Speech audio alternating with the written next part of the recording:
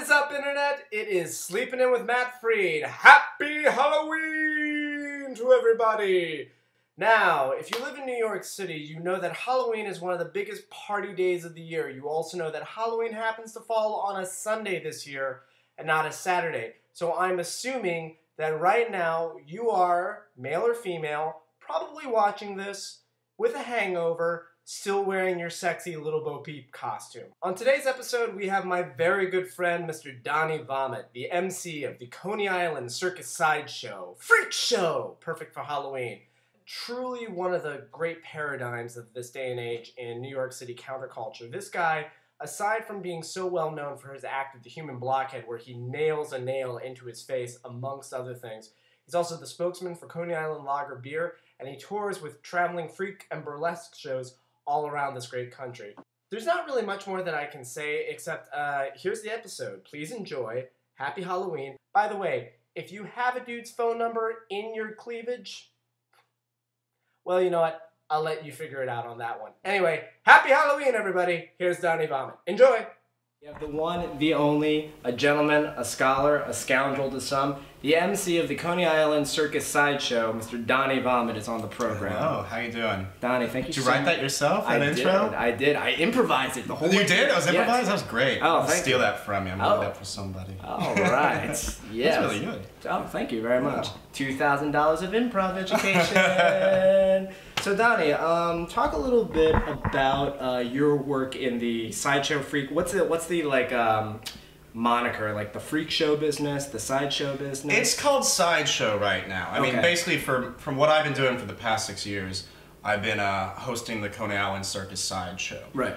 And that type of work is, you know, doing strange stunts like hammering nails in your face, swallowing swords. Mm-hmm. Also working with natural-born freaks like the man with hypertrichosis, Chewy the Wolf-Faced Boys guy I worked with. Nice. Lobster Boys, Seal Boys, Dwarves. They all come through. Fire eaters, contortionists, knife throwers. Yeah, that's kind of the world of Sideshow. And it's slowly, from that, it's developed into burlesque, and it's almost more variety nowadays. Is that just something that kind of it naturally evolved into over time, or is that kind of like how does that marriage between like sideshow and burlesque sort of come together, or has it always been there? Well, I think in old vaudeville there was a lot of type of sideshow tradition like juggling and magic, and you had a little bit like the Hilton sisters, the original Hilton sisters, okay. Paris and Daisy.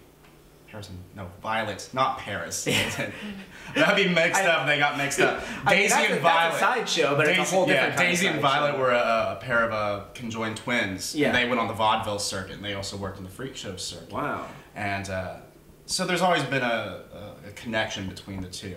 And New York City is a great place. Like all the variety shows that you see out here have a lot more.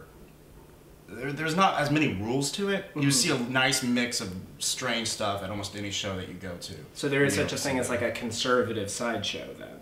Yeah, I mean, when you go out on the road and you see the tents that are set up and they just have like a two-headed cow in there and you go in, pay $1, see the cow. That's not when you get when you come to Coney Island or New York City when it comes to sideshow. The new sideshow is more of a mix of old traditional sideshow stunts and vaudevillian sensibilities. All right, Matt. It's my bread and butter, human blockhead. They actually named a beer after me. Oh, yeah. This one right here. Yeah. Schmaltz Brewing Company, the Coney Island Lager, human blockhead. That shit will get you hammered. That's true. Yeah.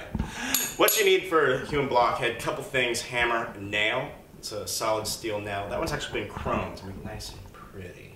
You can see, good. Catches the light. That right there's the hammer. It's just a hammer. What you do is quite simple. Take the nail, hold it against the skull. You take that hammer, start tapping it in. Driving it right, back. Oh, inside legs. Are you okay? No. Disturbed. All right, good. Now check this out. You look real close. What I've done is I've actually wedged the nail in between cartilage over here, bone over here. At this point, it doesn't really want to go deeper into the face. It's stupid to force it. But I'm going to do it. Watch. Nice. Here we go. Here we go. Down and down. Oh. Where it stops. Yeah, right there's where it's going to stop. That's good. Now look, right here at the tip, we'll see it twitch. Watch. Ooh. Yeah. There you go. Yeah. All right, here you go. Go ahead and just grab into that right there. Sure. Nice and careful. Just pull that. There you go, folks. Smooth. Right there. Your career path is a very unique one, so I think the one question that you probably get all the time is how did you happen into the sideshow business in the first place? I originally come from Oklahoma, Norman, Oklahoma, college town. Mm-hmm. And I was young and stupid. I was a teenager, saw some other people on a video cassette hammering nails in their face. Mm-hmm. Thought it was a good idea.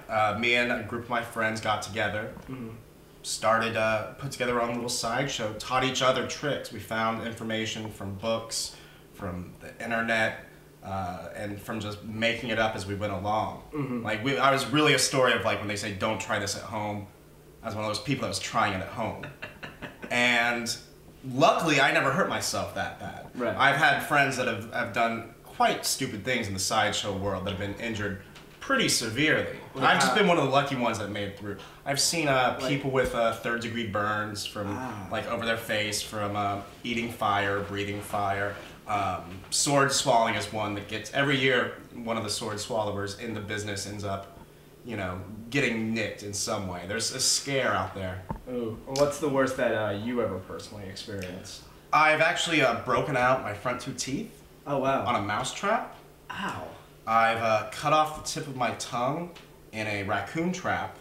So I kind of keep traps away from my face. I've had minor burns and bruises, a couple bloody noses here and there. I've never broken a bone, and yeah, that's about it. Black & Decker, they're my sponsor. Watch carefully. The crew likes it. Here you go. I was going yeah, it feels good. It feels good once it stops hurting. Oh. There you go. I've never seen it that close before, and as you pull out, I saw a little bit of snot come out. Oh, yeah, well, some... Donnie, like, what's your experience been with stuff like with fainting or people's stomach kind of turning or anything like that? I've never had anyone throw up. Which is good.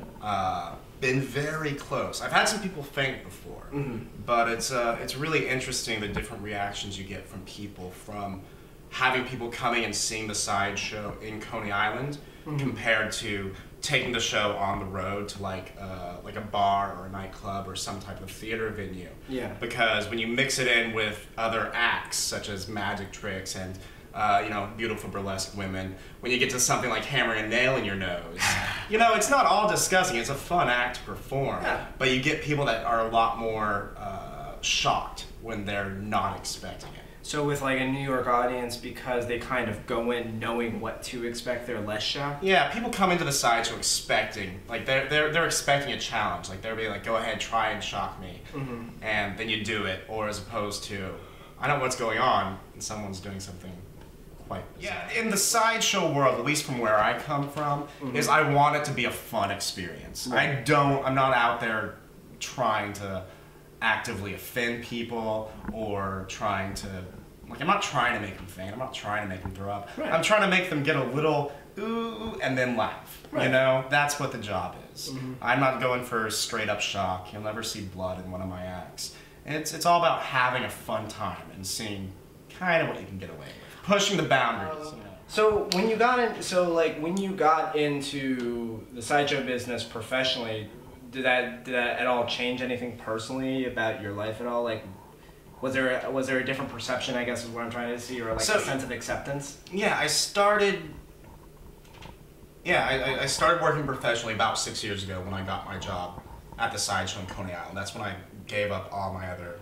day jobs for better or worse. I work really hard not to have a real job, is what it comes down to. The American dream. But there is a very interesting community of people out there that are sideshow performers, and it's cliche to say we're all one big family, but we all know each other, and we all share tips, and we all share tragedies, and you know, share successes. So it's a nice close community. We are in bed. Yes, we are. So I got something special for you. Something you can find in beds most of the time. Okay. I want you to be safe.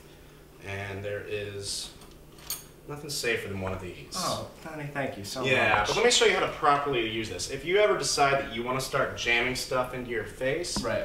just make it as safe as possible with one of these. I'm going to use a smaller nail right now. Okay. Okay? We're just going to make it as safe as possible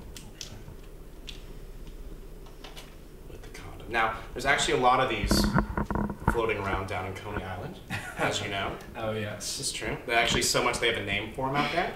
Oh, yeah? You know it, don't you? No, I don't. Coney Island whitefish. Coney Island whitefish. Yeah, this one?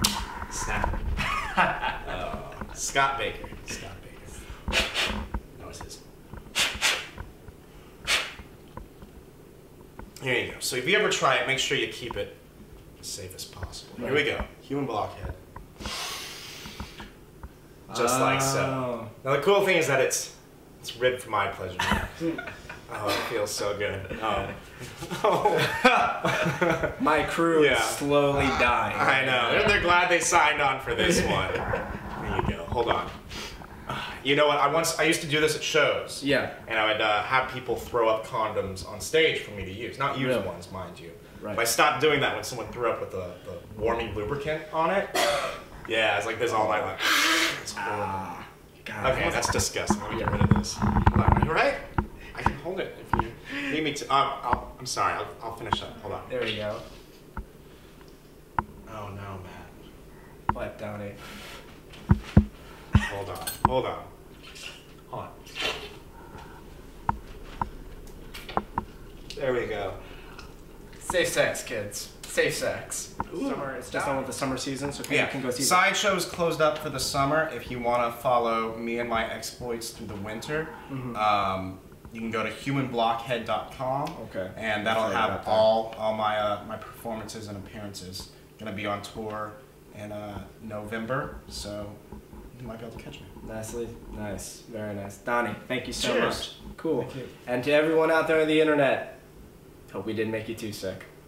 Well, folks, that just about does it for episode 4 of Sleeping In with Matt Freed, Halloween edition. Thank you so much again for taking a little bit of time out of your day on this, the day of all days, Halloween, to come and check out the show. You can check us out online at www.sleepinpodcast.com. Follow us on Twitter at @sleepinpodcast. Also, we are on YouTube, we're on iTunes. Yeah, you know the whole thing by now.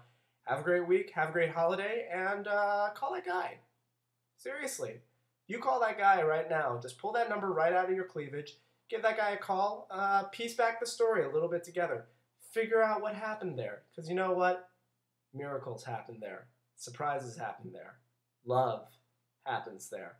Don't fight it. Just accept it. That's all I'm saying. It's the magic for Halloween, folks. I'm Matt Freed. Thank you so much.